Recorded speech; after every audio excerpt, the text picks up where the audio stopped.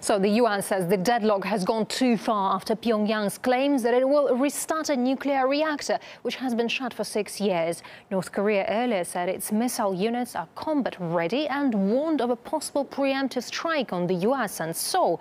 And Tim Shark has written extensively about US foreign policy and East Asian politics and believes both sides should know they're playing a dangerous game there.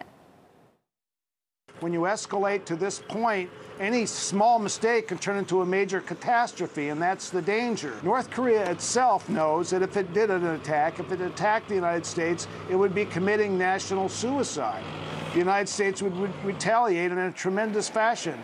North Korea does not want to commit suicide. I believe North Korea is doing all this so it can get to a point to actually negotiate some kind of peace agreement with the United States. But the North Korean threats are very dangerous and sound very sinister, and I think they look up and they see these B-2s and B-52s flying. This is a reminder of the tremendous firepower the United States inflicted on North Korea during the Korean War.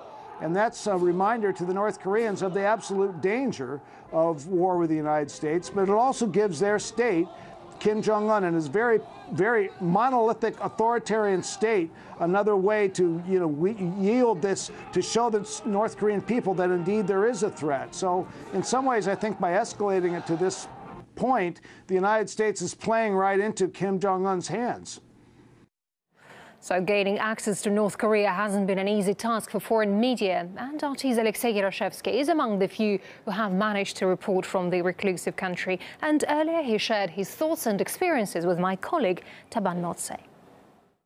To be honest with you, I haven't had a chance to talk to many ordinary people 6 years ago when I was there in North Korea, but I don't think the situation has changed. I talked to the officials there and I didn't hear a single negative word towards South Korea.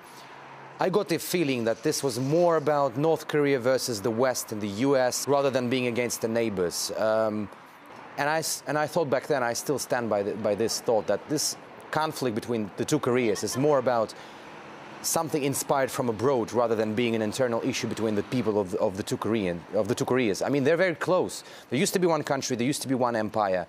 They are divided politically by the 38th parallel. They're not divided by any other way. What's your impression on North Korea's Kim Jong-un? I mean, people have said he's coming to change things. Is he really going to do that? He's already changing. You know, we saw Google officials in Pyongyang, unthinkable just 5-6 years ago. We saw Dennis Rodman. I mean, it's maybe just a show, but still, he wants to show that he wants to be more open than his dad and his predecessor, his granddad, who was also at power.